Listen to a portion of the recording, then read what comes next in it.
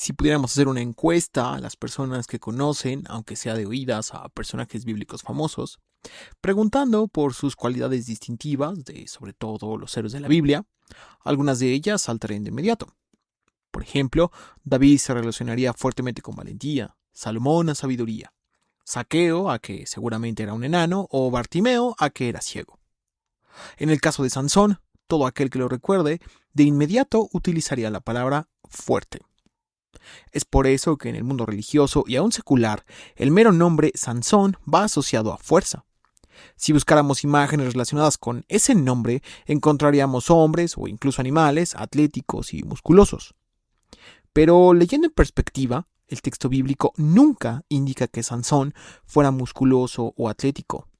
De hecho, el nudo total de la historia de Sansón rondará acerca del origen de su fuerza, que siendo sobrenatural generaba duda y fascinación a todos aquellos que estaban cerca de él.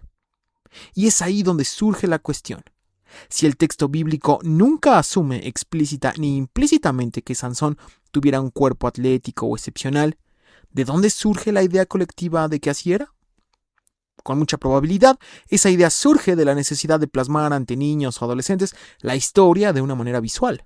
Luego, para las personas adultas, debió ser obvia la representación visual de un Sansón musculoso hasta que formó parte de la cultura general asociada a esa historia. Aunque, siendo estrictos, podría ser más probable que Sansón fuera una persona totalmente común, cuyo cuerpo no tuviera ninguna cualidad exorbitante o rasgos exagerados. Si fue mediante Dios que su nacimiento fue anunciado, fue Dios quien lo levantó para liberar a su pueblo de los filisteos y fue Dios quien le otorgaba su fuerza, entonces tendría mucho sentido más que Sansón físicamente tuviera un cuerpo totalmente común. De esa forma, cada muestra sobrenatural de fuerza implicaba una fascinación implícita de todo aquel que lo viera. ¿Cómo es que ese hombre, cuya complexión era más bien común, podía llevar a cabo tales actos de fuerza física? Y ahí está la clave. La compañía de Dios era la que venía sobre Sansón para llevar a cabo esos actos. Sobre él, una persona totalmente normal. Se manifestaba una fuerza sobrenatural y cuyo origen era únicamente explicado a través de Dios. La historia de Sansón se vuelve un tanto complicada de narrar, toda vez que dos grandes situaciones surgen de ella. El contexto del libro de Jueces retrata a un pueblo de Dios fragmentado y sin dirección, alejado de la ley y con una enorme tendencia a la idolatría y el caos. O, el nombre e historia de Sansón solo tiene una referencia externa, en la que no hay mención adicional o que pueda ayudarnos a ampliar lo ocurrido con él. Sin que haya muchos elementos para definir una situación u otra, queda a total discreción imaginar al hombre más fuerte de toda la Biblia, atlético, musculoso y fuerte, o bien con un cuerpo totalmente común. La primera opción, un Sansón musculoso, haría obvias sus hazañas. La segunda opción, un Sansón común, nos haría dimensionar la grandeza de Dios, que a un hombre común le dio fuerza para que, como la Biblia dice, comenzará a salvar a Israel de mano de los filisteos. Además, históricamente Dios llama y usa a personas totalmente comunes o incluso las menos aparentemente indicadas para llevar a cabo sus obras. 1 Corintios 1:26. Pues mirad, hermanos, vuestra vocación, que no sois muchos sabios según la carne, ni muchos poderosos, ni muchos nobles, sino que lo necio del mundo escogió Dios para avergonzar a los sabios, y lo débil del mundo escogió Dios para avergonzar a lo fuerte, y lo vil del mundo y lo menospreciado escogió Dios, y lo que no es para deshacer lo que es, a fin de que nadie se jacte en su presencia. Juntando esas piezas disponibles, no intentamos cambiar drásticamente la manera de pensar de las personas o, entre comillas, corregir ideas acerca de la Biblia. Intentamos hacer a un lado la idea que todo el tiempo ha existido de Sansón. ¿A quién usaría Dios? ¿A un hombre musculoso para hacer cosas que requerían esfuerzo físico? ¿O a un hombre común para que a través de él fuera evidente que Dios lo acompañaba?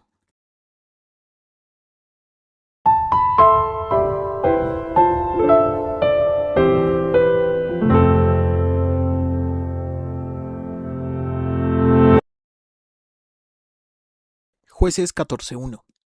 Descendió Sansón a Timnat y vio en Timnat a una mujer de las hijas de los filisteos. Y subió y lo declaró a su padre y a su madre diciendo: Yo he visto en Timnat a mujer de las hijas de los filisteos. Os ruego que me la toméis por mujer. Es claro que el rol a gran escala de Sansón era comenzar la liberación del pueblo de Dios de sus enemigos, los filisteos. La petición de Sansón contrasta mucho con el hecho que desde el final del capítulo previo apenas se había mencionado su nacimiento y crecimiento.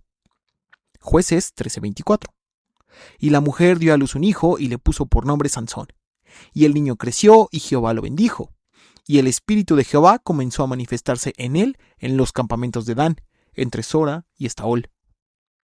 En un versículo se menciona que el espíritu de Jehová se manifestó en Sansón y en el siguiente que Sansón quería casarse con una filistea. La historia aumenta en complejidad sabiendo que Sansón estaba ligado a un voto permanente de santidad y apartamiento a Dios. Así que, adicionalmente, y desde esa óptica, la solicitud de Sansón contradecía todo lo que él era. Pero, ¿cómo es esto posible? Jueces 14:3. Y su padre y su madre le dijeron: No hay mujer entre las hijas de tus hermanos, ni en todo nuestro pueblo, para que vayas tú a tomar mujer de los filisteos incircuncisos. Y Sansón respondió a su padre: Tómame esta por mujer, porque ella me agrada. La resistencia que oponen los padres de Sansón es evidente. El plan de Dios para Sansón era, citando textualmente al ángel de Jehová, él, Sansón, comenzará a salvar a Israel de mano de los filisteos. Asumir que la liberación comenzaría con un matrimonio entre un judío y una filistea era de lejos contradictorio. Jueces 14:4. Mas su padre y su madre no sabían que esto venía de Jehová, porque él buscaba ocasión contra los filisteos, pues en aquel tiempo los filisteos dominaban sobre Israel. Con la declaración de este versículo surgen dos posibilidades, ya que su explicación históricamente no ha tenido un consenso. La primera es ligada a que el acto de Sansón era totalmente incorrecto. La mujer filistea provenía de la cultura que estaba afligiendo a su pueblo. Con esto, al mencionar venía de Jehová, podría explicarse a través de que, aun con su acto incorrecto, Jehová sacó algo bueno al final de ello. El pastor David Guzik lo explicó así: como se muestra en el resto de este capítulo, algo bueno salió al final de este matrimonio impío. Muchos filisteos fueron muertos y fueron quitados también del balance en sus intentos de dominar a los israelitas. Sin embargo, nada de eso justificaba las acciones de Sansón. Aunque Dios puede hacer que lo malvado del hombre sirva para sus propósitos, jamás justifica el mal que el hombre hace. La segunda opción va ligada a un plan provisto por Dios. Los eruditos Jameson, Fawcett y Brown escribieron esto: el Señor, mediante una serie de acciones retributivas, estaba a punto de destruir el poder de los filisteos, y el medio que se proponía emplear no eran las fuerzas de un ejército numeroso, como en el caso de los jueces anteriores a Sansón, sino la fuerza prodigiosa y milagrosa de un solo campeón de Israel. En estas circunstancias, la provocación de las hostilidades solo podía surgir de una disputa privada. Y este plan de matrimonio fue, sin duda, sugerido por la influencia secreta del Espíritu de Jehová, como la mejor manera de lograr el resultado previsto. Ambas opciones se aprecian plausibles, desde cada punto de vista. Y sea una o sea otra, la realidad es que el evento en sí mismo, pero sobre todo sus consecuencias, se mantienen así. Jueces 14:5. Y Sansón descendió con su padre y con su madre a Timnat. Y cuando llegaron a las viñas de Timnat, he aquí un león joven que venía rugiendo hacia él. Y el espíritu de Jehová vino sobre Sansón, quien despedazó al león como quien despedaza un cabrito, sin tener nada en su mano, y no declaró ni a su padre ni a su madre lo que había hecho. Este versículo podría apoyar la idea que el matrimonio entre Sansón y la filistea efectivamente tenía consentimiento divino, pues estando en el riesgo de morir ante un león, el espíritu de Jehová vino sobre Sansón para poderse defender. Matthew Henry, teólogo y pastor protestante, escribió al respecto esto: al permitirle matar a un león, Dios le mostró a Sansón de lo que era capaz con la fuerza del Espíritu del Señor, para que nunca tuviera miedo de enfrentar las mayores dificultades. La nota de no mencionar nada a sus padres acerca del evento con el león es importante y servirá al avanzar la historia. Jueces 14:7. Descendió pues y habló a la mujer, y ella agradó a Sansón. Y volviendo después de algunos días para tomarla, se apartó del camino para ver el cuerpo muerto del león. Y he aquí que en el cuerpo del león había un enjambre de abejas y un panal de miel. Y tomándolo en sus manos, se fue comiéndolo por el camino. Y cuando alcanzó a su padre y a su madre, les dio también a ellos que comiesen. Mas no les descubrió que había tomado aquella miel del cuerpo del león. Otro conflicto, también, surge de este momento de la historia. El voto nazareo, al cual Sansón estaba ligado, establecía lo siguiente. Números 6-9. Si alguno muere súbitamente junto a él, su cabeza consagrada será contaminada.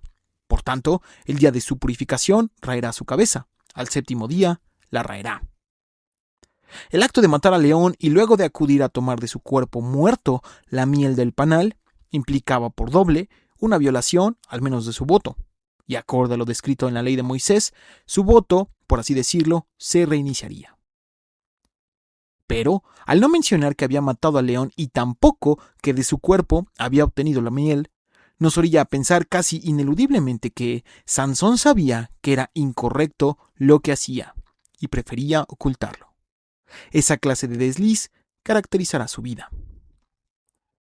Jueces 14:10.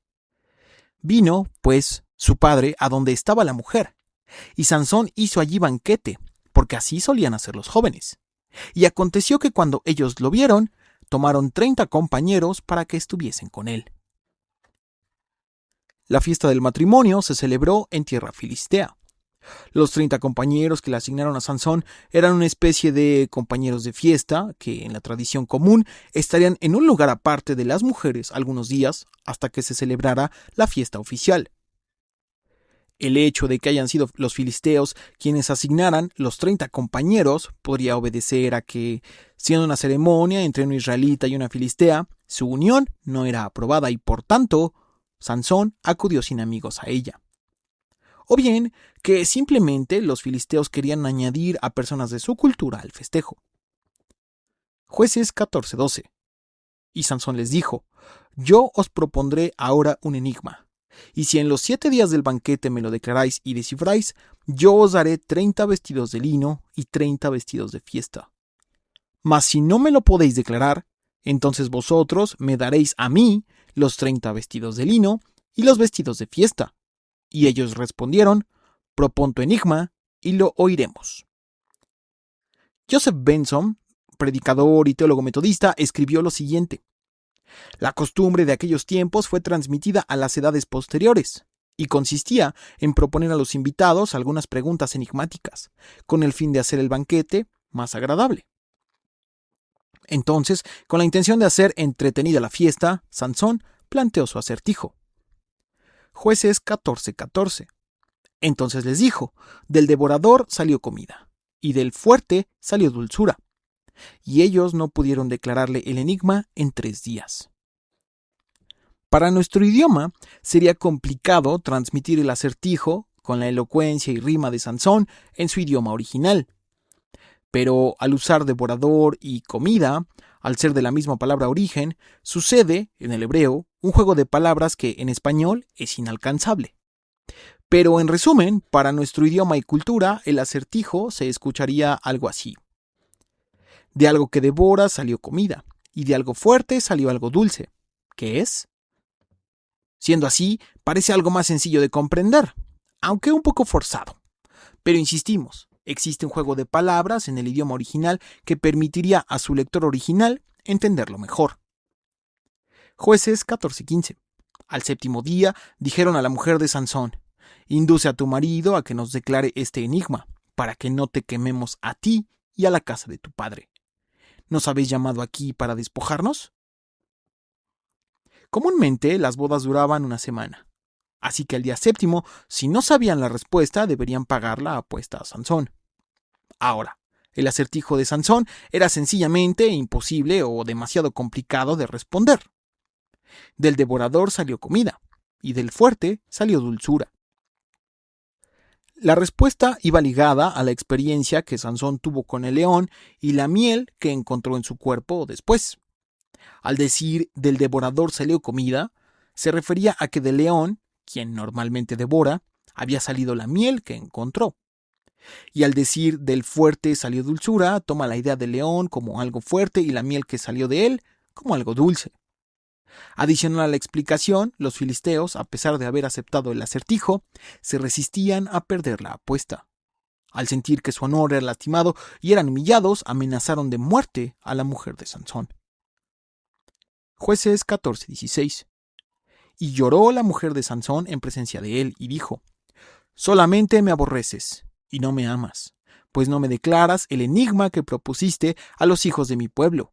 Y él respondió: he aquí que ni a mi padre ni a mi madre lo he declarado, ¿y te lo había de declarar a ti? Y ella lloró en presencia de él los 7 días que ellos tuvieron banquete. Mas al 7º día él se lo declaró, porque le presionaba. Y ella lo declaró a los hijos de su pueblo. Sansón, persuadido por la insistencia de su mujer, finalmente reveló el acertijo a su mujer, quien, para no morir, lo declaró, a su vez, a los filisteos. Esa situación sería una de las más complicadas para Sansón. La mujer que él tenía no era israelita y, por tanto, el valor o jerarquía hacia el matrimonio que habían contraído no era el mismo que en la cultura de Sansón tenía. La otra cosa, por supuesto, es que ella y su casa estaban amenazados de muerte. Tomar cualquier decisión era prácticamente imposible. El pastor David Guzik escribió esto: la razón por la cual la esposa de Sansón cooperó en contra de su marido era también de alguna forma complicada. Ella actuó por temor debido a la amenaza de quemar su casa. Si ella le contaba a Sansón acerca de las amenazas, él podía haber manejado muy bien la situación. Pero ella aparentemente no se sentía segura con Sansón, aunque él era su mejor seguridad. Jueces 14:18. Al 7º día, antes que el sol se pusiese, los de la ciudad le dijeron: ¿qué cosa más dulce que la miel y qué cosa más fuerte que el león? Y él les respondió: si no haraseis con mi novilla, nunca hubierais descubierto mi enigma. El significado de la respuesta de los filisteos cuando respondieron: ¿qué cosa más dulce que la miel y qué cosa más fuerte que el león? Por múltiples comentaristas bíblicos, significa que ellos, al construir su respuesta así, intentaron engañar a Sansón y hacerle creer que ellos solos habían encontrado la respuesta. Pero Sansón sabía que no había sido así. Cuando él les respondió: si no haraseis con mi novilla, nunca hubierais descubierto mi enigma, de una manera elegante les echa en cara que ellos habían maquinado con su esposa. La palabra haraseis que utiliza viene de la palabra arar en nuestro idioma, cuyo significado estricto es trabajar la tierra.